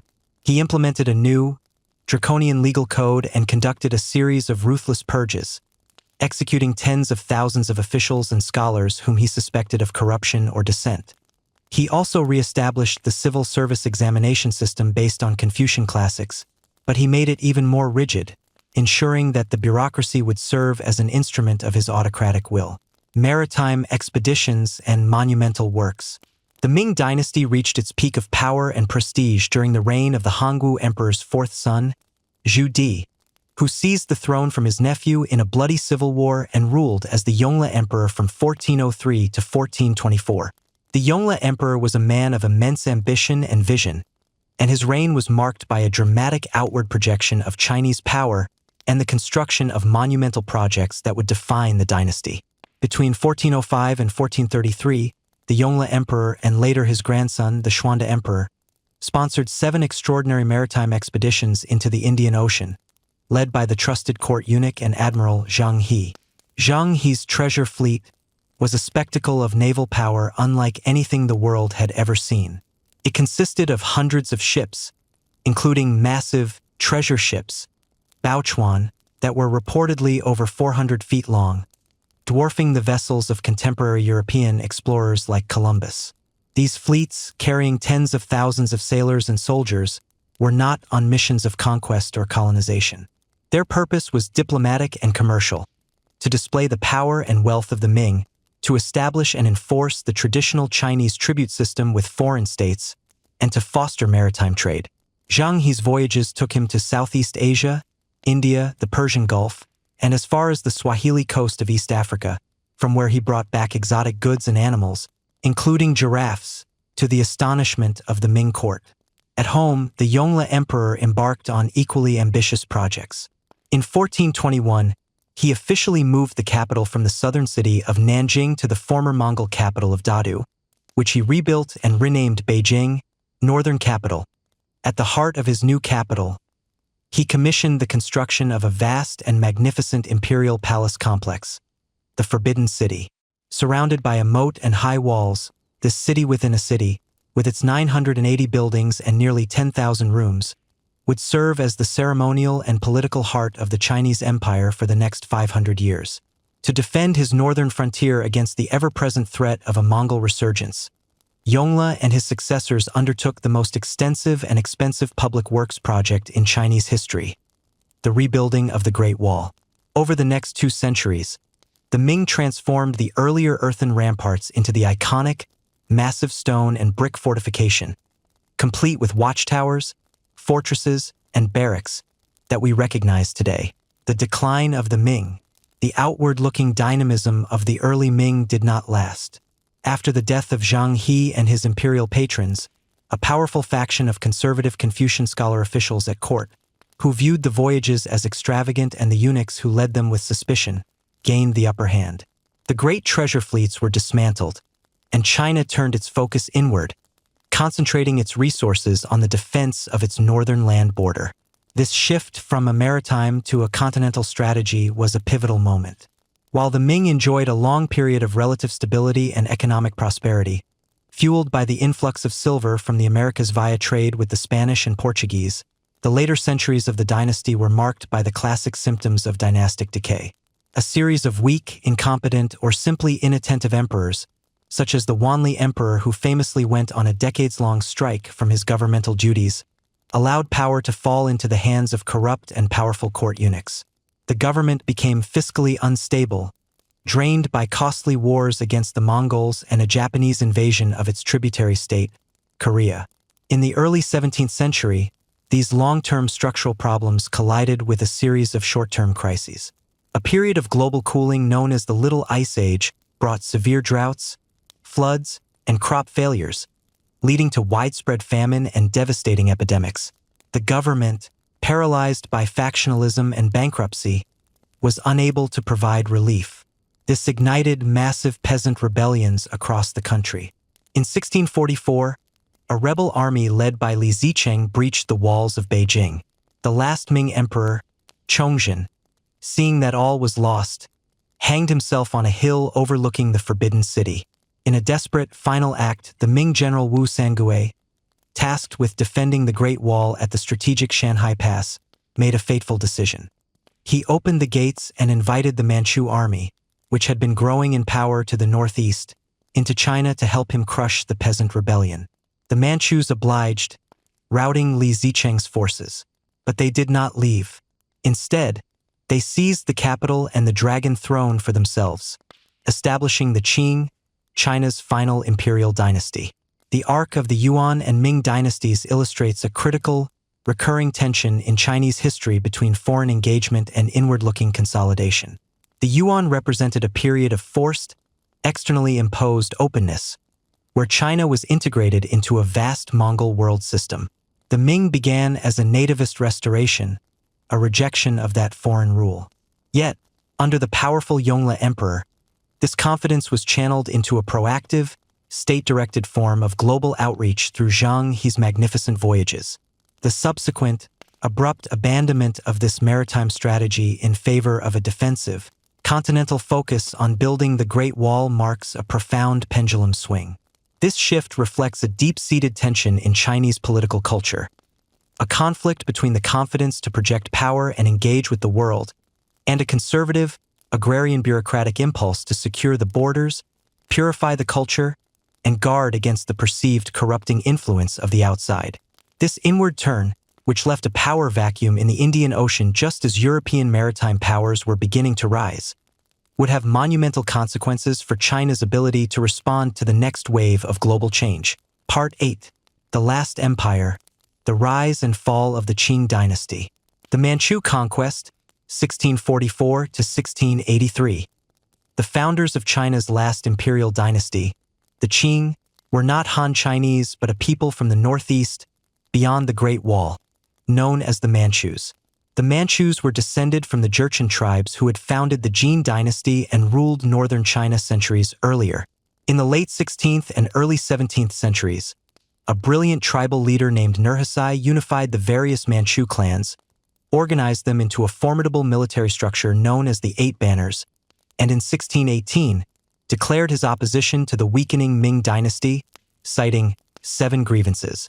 His son and successor, Abihai, continued this process of state-building, adopting many Chinese-style institutions, and, in 1636, proclaiming the new dynasty as the Qing, meaning pure. For decades, the Manchus consolidated their power in Manchuria and launched raids across the Great Wall. But the final conquest of China came as a result of the Ming's internal collapse.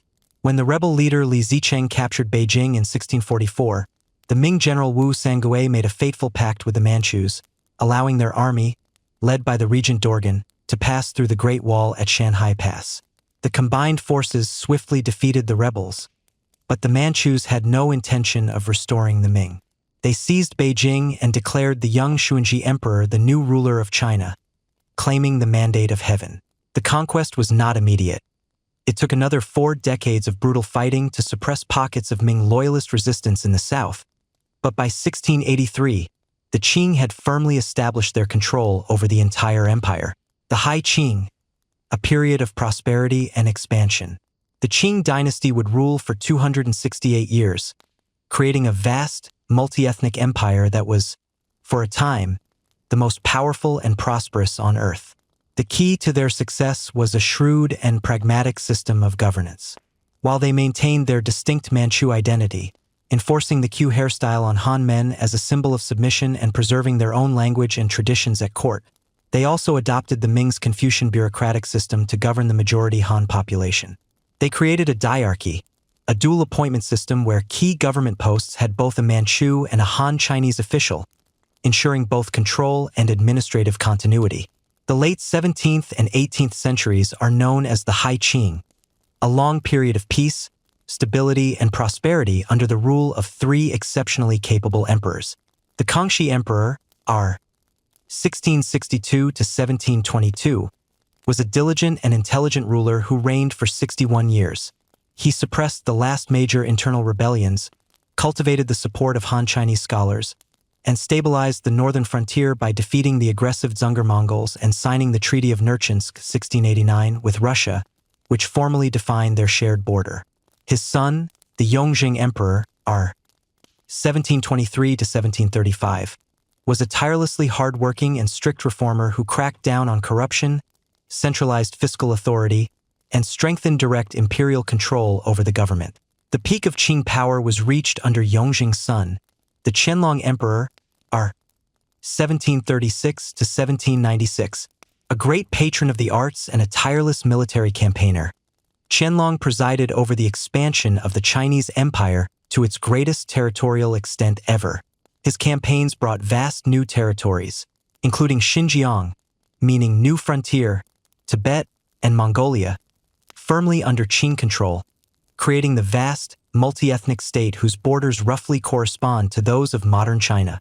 During this long 18th century peace, the population boomed, commerce thrived, and Chinese culture, from porcelain to painting, flourished. The Century of Humiliation, Clash with the West. By the 19th century, the Qing dynasty, like so many before it, began to show signs of internal decay. Population growth put immense pressure on the land, and corruption became endemic in the bloated bureaucracy.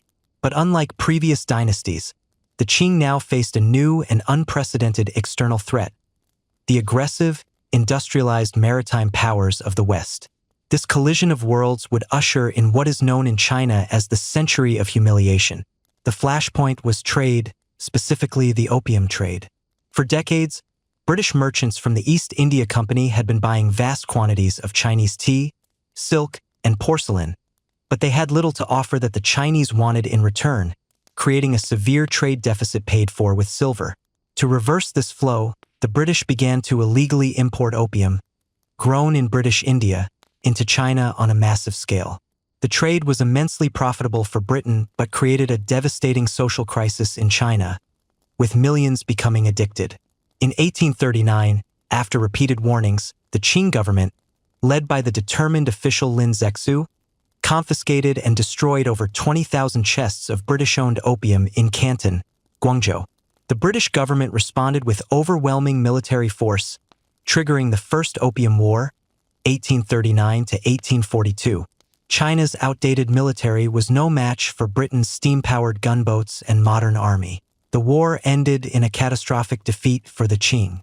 The resulting Treaty of Nanking, 1842, was the first of many unequal treaties.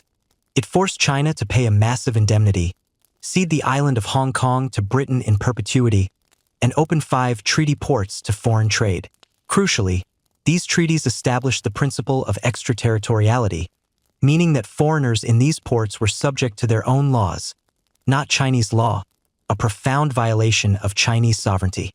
A second Opium War, 1856 to 1860, this time with Britain and France, resulted in another defeat: the burning of the Emperor's summer palace and further concessions, including the legalization of the opium trade and the stationing of foreign diplomats in Beijing. Internal collapse, rebellions, and decline. The humiliation of foreign defeats exposed the weakness of the Qing state and exacerbated its deep-seated internal problems, leading to a series of cataclysmic rebellions that nearly tore the empire apart. The most devastating of these was the Taiping Rebellion, 1850 to 1864, one of the bloodiest conflicts in human history. It was led by Hong Xiuquan, a failed civil service examination candidate from southern China who, after experiencing religious visions, came to believe he was the younger brother of Jesus Christ, sent to earth to slay demons and establish a heavenly kingdom of great peace, Taiping Tiangue. Blending Christian theology with traditional Chinese millenarian ideas, the Taiping movement was a radical social and religious revolution. It sought to overthrow the demonic Manchu rulers, abolish private property, establish equality between men and women, and ban opium, alcohol, and tobacco. The rebellion swept across southern China, capturing the major city of Nanjing and making it their capital. The war raged for 14 years and cost an estimated 20 to 30 million lives before the Taiping were finally crushed by Qing armies, which were increasingly reliant on Western military technology and advice. The final decades of the 19th century saw a series of desperate but ultimately failed attempts at reform, known as the self-strengthening movement, as some officials tried to adopt Western technology while preserving Confucian values. But the dynasty's weakness was on full display in the First Sino-Japanese War, 1894 to 1895, where China was shockingly defeated by a rapidly modernizing Japan, losing control of Korea and ceding Taiwan. This defeat spurred a more radical reform movement, but it was crushed by conservative forces at court led by the powerful Empress Dowager Cixi. This conservative backlash fueled the Boxer Rebellion, 1899 to 1901, a violent, anti-foreign and anti-Christian uprising by a secret society known as the Righteous and Harmonious Fists. With Cixi's tacit support, the Boxers attacked foreigners, missionaries, and Chinese Christians, culminating in a 55-day siege of the Foreign Legation Quarter in Beijing. The siege was broken by an 8-nation international alliance, which then occupied and looted the capital, imposing the humiliating Boxer Protocol on the Qing, which included a colossal indemnity and the permanent stationing of foreign troops in Beijing. The end of an era, the 1911 Revolution. By the dawn of the 20th century, the Qing dynasty had lost all credibility. Decades of foreign humiliation and internal rebellion had proven its utter inability to defend or effectively govern China. Revolutionary sentiment, which had been brewing for years, now boiled over. Secret societies and revolutionary groups proliferated, many inspired by the ideas of Sun Yat-sen, a Western-educated doctor who advocated the overthrow of the Manchu dynasty and the establishment of a modern Chinese republic based on his three principles of the people: nationalism, democracy, and the people's livelihood. The final spark came on October 10, 1911. An accidental bomb explosion at a revolutionary cell in the city of Wuchang led to a premature uprising among sympathetic soldiers in the Qing's new army. The Wuchang uprising unexpectedly succeeded and triggered a chain reaction across the country. Province after province declared its independence from the Qing court. Faced with the complete collapse of its authority, the Qing court, in a desperate bid for survival, turned to its most powerful military man, Yuan Shikai. But it was too late. The revolution was unstoppable. On February 12, 1912, the last emperor of China, the 6-year-old boy Puyi, formally abdicated the throne.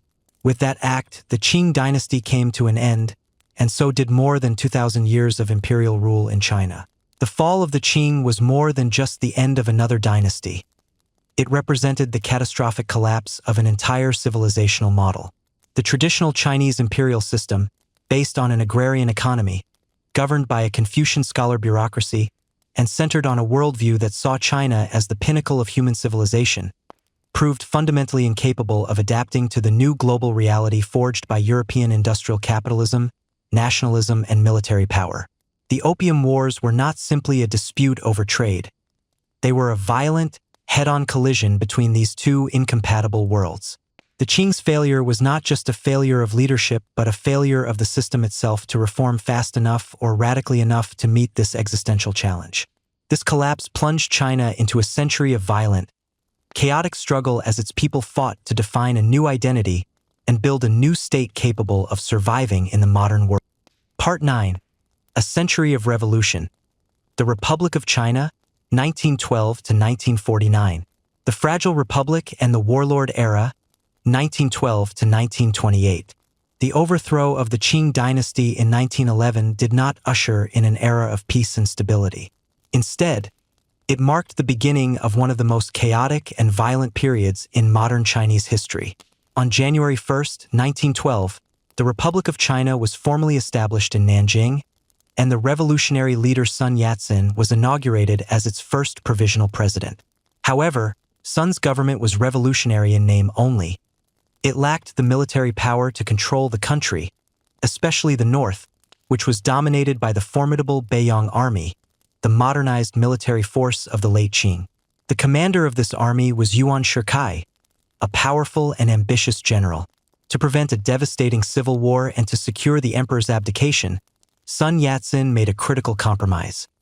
He agreed to step down and hand the presidency to Yuan Shikai, believing Yuan would unite the country under a republican government. It was a catastrophic miscalculation. Yuan Shikai had no commitment to republican ideals.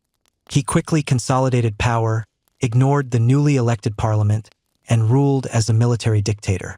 In late 1915, he went a step further, attempting to have himself declared emperor of a new dynasty, a move that provoked widespread opposition and rebellion.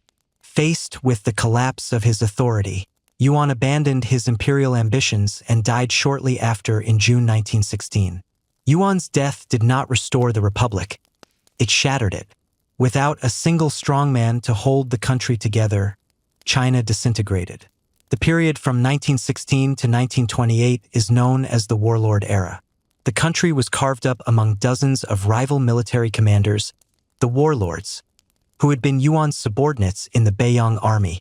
They ruled their territories as personal fiefdoms, fighting constantly shifting wars against one another for land, resources, and control of the powerless national government in Beijing. For the common people, this was a time of immense suffering, characterized by endless warfare, brutal conscription, hyper-exploitative taxation, and the complete breakdown of law and order. The May 4th movement, an intellectual revolution, 1919. While China was fragmenting politically, it was undergoing a profound intellectual and cultural upheaval. The catalyst for this was the end of World War I. China had joined the Allied side, hoping to reclaim the German-held territories in Shandong province.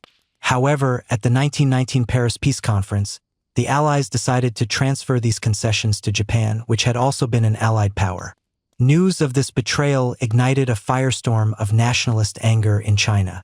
On May 4, 1919, thousands of university students poured into the streets of Beijing to protest, holding a mass demonstration at Tiananmen Square. The protest quickly grew into a nationwide intellectual and social movement that went far beyond the Treaty of Versailles. The May 4th movement became a radical and iconoclastic critique of traditional Chinese culture, particularly Confucianism, which many intellectuals now blamed for China's weakness and stagnation. They called for a complete cultural renewal, championing the Western ideals of Mr. Science, Sai Xianqing, and Mr. Democracy, De Xianqing, as the only path to national salvation. The movement advocated for the adoption of the vernacular language, Baihua, in literature to make it accessible to the masses, replacing the difficult classical Chinese of the scholar elite. It also sparked passionate debates about individual freedom, women's rights, and the future of the nation. The May 4th movement was a watershed moment in modern Chinese history. It shattered the hold of traditionalism, radicalized a generation of youth, and introduced a host of new political ideologies to China, most consequentially Marxism-Leninism. The KMT, the CCP, and the Northern Expedition, 1921 to 1928. The intellectual ferment of the May 4th movement gave rise to new, more organized political forces. In July 1921, a small group of intellectuals, including a young Mao Zedong, met in Shanghai to found the Chinese Communist Party, CCP, inspired by the success of the Bolshevik Revolution in Russia. Meanwhile, in the South, Sun Yat-sen struggled to build a revolutionary base to challenge the northern warlords. In 1923, with the help of agents from the Soviet Union's Comintern, he reorganized his nationalist party, the Kuomintang KMT, along Leninist lines of democratic centralism and established a military government in Guangzhou. Under Soviet guidance, the KMT and the CCP formed the First United Front in 1924. Communist members were allowed to join the KMT as individuals, and the two parties agreed to cooperate in their shared goal of defeating the warlords and unifying China. With Soviet funding and advisors, they established the Whampoa Military Academy near Guangzhou to train a modern, disciplined party army. After Sun Yat-sen's death from cancer in 1925, leadership of the KMT and its National Revolutionary Army (NRA) gradually passed to the Academy's commandant, General Chiang Kai-shek. In July 1926, Chiang launched the long-awaited Northern Expedition, a massive military campaign to march north and destroy the power of the warlords. The expedition was a stunning success. Aided by communist-led labor strikes and peasant agitation that disrupted the warlords from within, the NRA swept through central and eastern China, capturing key cities like Shanghai and Nanjing. However, the United Front was a marriage of convenience, and deep ideological tensions simmered beneath the surface. Chiang Kai-shek and the right wing of the KMT grew increasingly alarmed by the growing power of the communists and their influence over workers' and peasants' movements. In April 1927, as his forces secured Shanghai, Chiang turned on his allies. In a brutal surprise attack known as the Shanghai Massacre, he ordered KMT forces and allied criminal gangs to purge and execute thousands of communists and labor unionists. This event shattered the First United Front and marked the beginning of the long and bloody Chinese Civil War between the KMT and the CCP. Despite the split, Chiang continued the Northern Expedition, eventually capturing Beijing in 1928 and achieving the nominal reunification of China, bringing the warlord era to an end. War and Civil War. The Nanjing Decade and the Second Sino-Japanese War, 1927 to 1949. With the country nominally unified, Chiang Kai-shek established a new national government with its capital in Nanjing. The period from 1928 to 1937 is known as the Nanjing Decade. During this time, the nationalist government made significant progress in modernizing the country. It developed infrastructure, building roads and railways. It reformed the currency and banking systems, and it expanded the modern education system. However, its rule was far from stable. The government was essentially a one-party dictatorship that brutally suppressed political dissent. Its authority was weak in the outlying regions, where many former warlords retained significant autonomy. Most critically, the KMT's power base was in the cities and among the landlord and business classes, and it largely failed to address the profound poverty and inequality in the vast countryside. Meanwhile, the communists, driven from the cities, retreated to the countryside. Under the leadership of Mao Zedong, they developed a new strategy of peasant-based guerrilla warfare. They established rural Soviets or base areas, most importantly in Jiangxi province, where they carried out radical land reform, winning the support of the impoverished peasantry. Throughout the Nanjing Decade, Chiang Kai-shek viewed the communists as his primary threat, launching a series of massive encirclement campaigns to exterminate them. In 1934, to escape annihilation, the communists broke out of the encirclement and began the legendary Long March, a grueling, year-long 6,000-mile strategic retreat across the length of China to a new, secure base in Yan'an in the remote northwest. The march was a military disaster, with the communists losing over 90% of their forces, but it was a political triumph. It established Mao Zedong's undisputed leadership of the CCP and became a foundational myth of communist resilience and determination. While Chiang was focused on his anti-communist campaigns, a far greater threat was emerging from abroad. In 1931, the Empire of Japan invaded and occupied Manchuria, establishing the puppet state of Manchukuo. Chiang's policy of first internal pacification, then external resistance was deeply unpopular, and many Chinese were frustrated by his focus on fighting other Chinese instead of the foreign invaders. This culminated in the 1936 Xi'an incident, where Chiang was kidnapped by two of his own generals and forced to agree to a second united front, with the CCP to resist Japan. The uneasy truce did not last long. On July 7, 1937, a clash between Chinese and Japanese troops at the Marco Polo Bridge near Beijing escalated into a full-scale invasion of China by Japan, beginning the Second Sino-Japanese War, 1937 to 1945. The war was an unmitigated catastrophe for China. The better-equipped Japanese army quickly overran northern and coastal China, capturing the capital Nanjing in December 1937 and perpetrating the horrific Nanjing Massacre, in which hundreds of thousands of Chinese civilians and unarmed soldiers were killed. The nationalist government was forced to retreat deep into the interior, establishing a new wartime capital at Chongqing. For 8 long years, China was devastated by the conflict, suffering an estimated 15 to 20 million deaths and the destruction of its nascent industrial infrastructure. The war dramatically shifted the balance of power between the KMT and the CCP. The KMT army bore the brunt of the conventional fighting against the Japanese and was severely weakened. Its government, isolated in the interior, became increasingly corrupt and inefficient, losing popular support due to hyperinflation and mismanagement.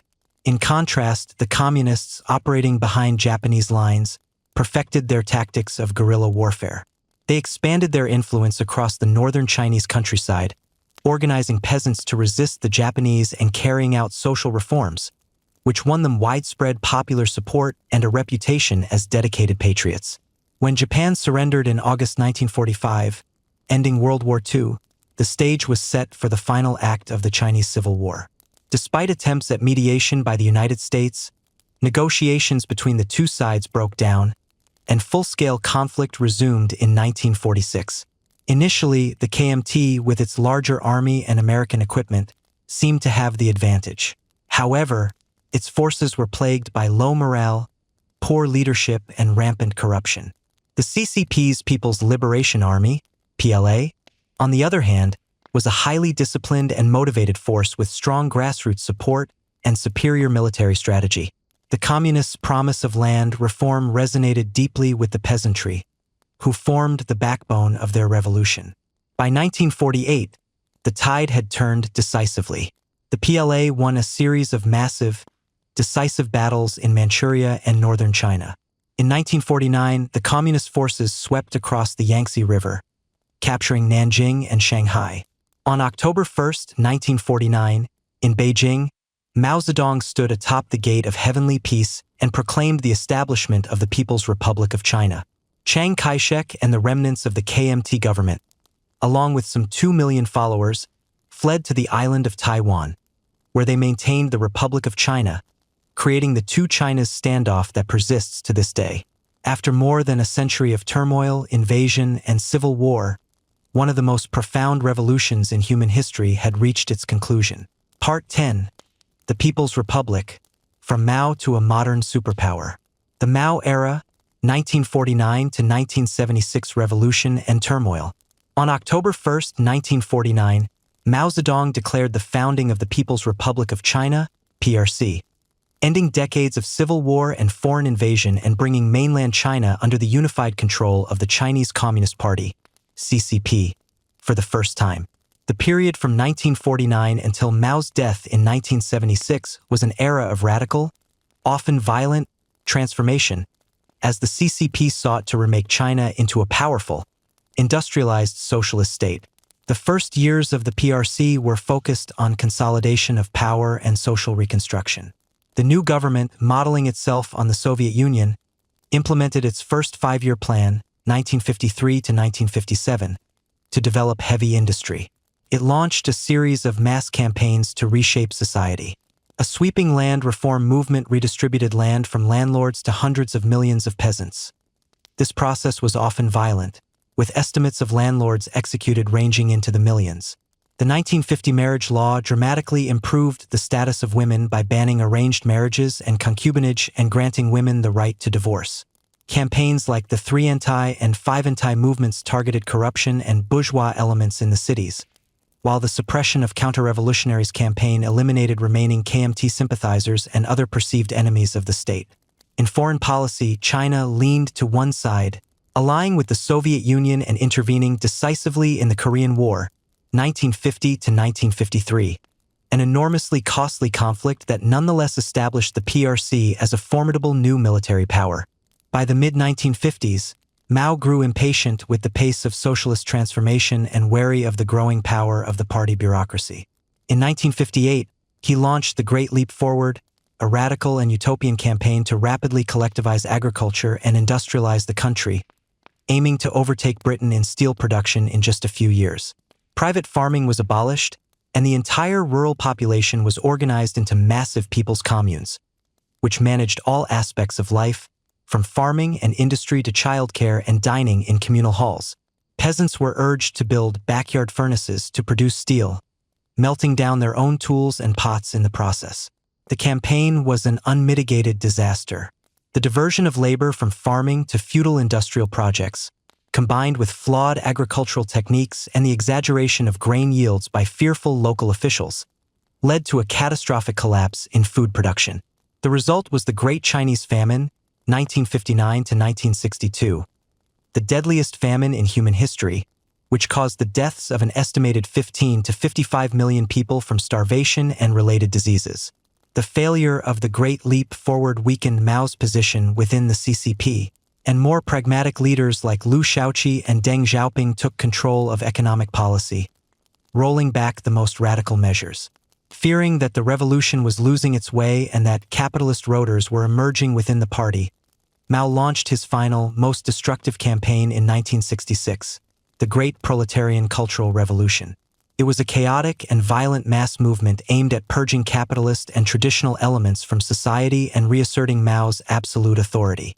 Mao mobilized millions of young students as Red Guards, urging them to attack the four olds: old ideas, old culture, old customs, and old habits.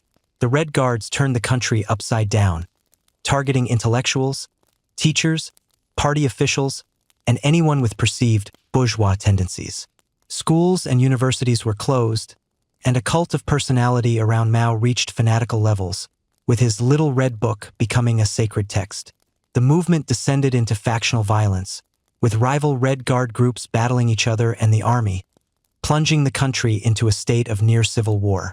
Countless historical artifacts, temples, and books were destroyed, The Cultural Revolution resulted in the deaths of 1 to 2 million people and left a generation scarred by violence and deprived of education.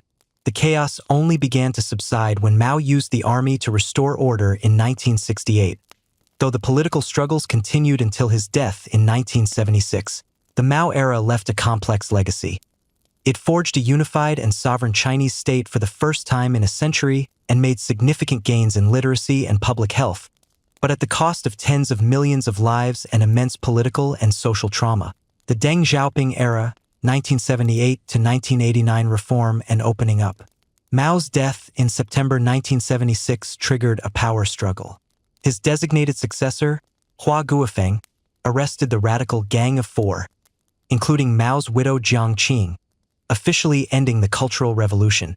But by 1978, the veteran revolutionary Deng Xiaoping, who had been purged twice during the Mao era, had outmaneuvered his rivals and emerged as China's paramount leader. Deng steered China onto a radically new course. While upholding the CCP's absolute political control, he initiated a sweeping program of economic transformation known as Reform and Opening Up, Gage Kaifang. Deng's approach was pragmatic, famously summarized by his saying, "It doesn't matter if a cat is black or white, as long as it catches mice."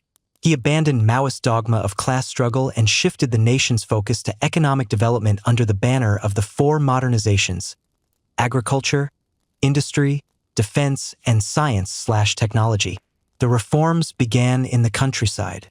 The people's communes were dismantled, and the household responsibility system was introduced, which allowed peasant families to lease land and sell their surplus produce on the open market after meeting state quotas. The results were immediate and dramatic. Agricultural output soared, and rural incomes rose sharply. In industry, Deng's reforms introduced market mechanisms into the state-planned economy. State-owned enterprises were given more autonomy, and private businesses and entrepreneurship were encouraged for the first time since the 1950s. The most revolutionary aspect of Deng's policy was opening up to the outside world. China established special economic zones, SEZs, in coastal cities like Shenzhen, offering tax incentives and reduced regulations to attract foreign investment and technology. These SEZs became engines of explosive, export-oriented growth, transforming sleepy fishing villages into booming metropolises. China joined the World Bank and the IMF in 1980 and began the long process of reintegrating into the global economy. These reforms unleashed decades of spectacular economic growth, lifting hundreds of millions of people out of poverty and creating a new consumer culture. Tiananmen and its aftermath. Deng's economic reforms were not accompanied by political liberalization. The CCP maintained its monopoly on power, and while personal and cultural freedoms expanded, demands for greater political freedom were suppressed. This tension came to a head in the spring of 1989. Following the death of the reform-minded former party general secretary Hu Yaobang, thousands of university students gathered in Tiananmen Square in Beijing to mourn him and to call for political reforms, an end to corruption, and greater democracy and freedom of the press. The protests grew over several weeks, attracting broad public support and swelling to include over 1 million people in Beijing, with similar demonstrations in other cities. The party leadership was deeply divided on how to respond. Ultimately, the hardliners, with Deng Xiaoping's backing, prevailed. On May 20th, martial law was declared. On the night of June 3rd to 4th, 1989, the People's Liberation Army was ordered to clear the square. Tanks and armed soldiers advanced into the city center, firing on unarmed civilians who tried to block their path. Hundreds, possibly thousands, of protesters and civilians were killed in the crackdown. The Tiananmen Square massacre was a watershed moment. It was met with widespread international condemnation and sanctions, and it brought an abrupt end to the period of political opening in China. The event reinforced the CCP's determination to maintain its grip on power at all costs, creating an unwritten social contract for the post-Tiananmen era. The party would deliver economic prosperity and rising living standards in exchange for the people's acceptance of its authoritarian one-party rule. In the years that followed, Deng reaffirmed his commitment to economic reform with his 1992 Southern Tour, ensuring that China would continue on its path of market-oriented development Even as political control tightened, China in the 21st century, a modern superpower. In the decades following the Tiananmen crackdown, under the leadership of Deng's successors Jiang Zemin, 1989 to 2002, and Hu Jintao, 2002 to 2012, China's economic rise accelerated at a breathtaking pace. The country became the workshop of the world, its economy growing at an average of nearly 10% per year for 3 decades. In 2001, China joined the World Trade Organization, WTO, a major milestone in its integration into the global economy. By 2010, it had surpassed Japan to become the world's second-largest economy by nominal GDP. This economic miracle transformed Chinese society, creating the largest middle class in the world, fueling massive urbanization, and funding huge investments in infrastructure and technology, from high-speed rail to a modern space program. Under the leadership of Xi Jinping, who came to power in 2012, China has entered a new era. She has consolidated power to a degree not seen since Mao, removing presidential term limits in 2018 and launching a massive anti-corruption campaign that has also served to eliminate political rivals. He has promoted a more assertive and nationalistic foreign policy, abandoning Deng's strategy to hide your strength, bide your time. This is exemplified by the ambitious Belt and Road Initiative (BRI), a global infrastructure development strategy to connect Asia with Africa and Europe, and by a more aggressive stance in territorial disputes in the South China Sea and with India. Today, China stands as a global superpower, a major force in international politics, economics, and technology. However, its rapid rise has also brought significant challenges. Economic growth has slowed, and the country faces headwinds from a shrinking and aging population, a legacy of the one-child policy, high youth unemployment, a real estate crisis, and rising debt. Domestically, the state has tightened its control over society, strengthening internet censorship through the Great Firewall, and implementing a vast system of mass surveillance. Internationally, its rise has created a new era of geopolitical competition, particularly with the United States, leading to trade wars and heightened tensions over issues like technology, human rights, and the status of Taiwan. From the Neolithic villages on the banks of the Yellow River to the gleaming skyscrapers of Shanghai and Beijing, the history of China is a vast and epic tapestry. It is a story of profound continuity and radical change, of glorious golden ages and devastating turmoil, of philosophical genius and brutal power. It is the story of the dynastic cycle, of the mandate of heaven, of the enduring tension between openness and isolation, and of a civilization's relentless, multimillennial quest for unity, order, and strength. As China navigates the complexities of the 21st century, its long and rich history continues to shape its present and inform its future, an ancient dragon still unfolding on the world stage.